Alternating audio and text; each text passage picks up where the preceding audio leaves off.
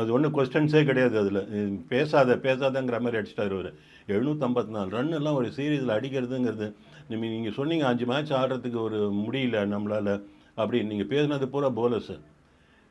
Batsman எடுத்து பாருங்கள், 5 match ஆடினவங்களாம் இருக்காங்க. அவங்களுக்கெல்லாம் அந்த எனர்ஜி லெவலை பற்றி நம்ம பேசுகிறதே இல்லை. எனிவே பார்த்தீங்கன்னா கில் வந்து ஃபெனாமினல் சீரீஸ் அவருக்கு. இந்த சீரீஸ் அவர் வந்து எங்கே போனாலும் இந்த சீரீஸை கையில் எடுத்துகிட்டு போகணுன்னு ஆசைப்படுவார். ஸோ அப்படிப்பட்ட ஒரு சீரீஸ் அமைஞ்சது. நம்பர் 4 ப்ராப்ளம் இல்லை. நம்பர் 5 எடுத்து பார்த்தீங்கன்னா ரிஷப் பந்த் வந்து வைஸ் கேப்டனாக போனார். ரொம்ப லைஃப்பில் வந்து நிறைய ரிஸ்க் எடுக்கிறாரு. வேண்டாம், அது வந்து அவர் கொஞ்சம் கட்டல் பண்ணிக்கணும்.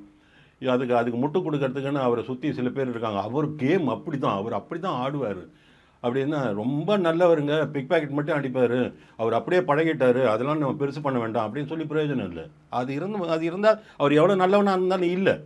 அதுமாதிரி டெஸ்ட் கிரிக்கெட்டுக்குன்னு நீங்கள் வந்துட்டீங்கன்னா, நீங்கள் சில டெஸ்ட் கிரிக்கெட்டுக்கான கேம் பேட்டிங் இதுதான் அப்படின்னு சிலதெல்லாம் இருக்குது.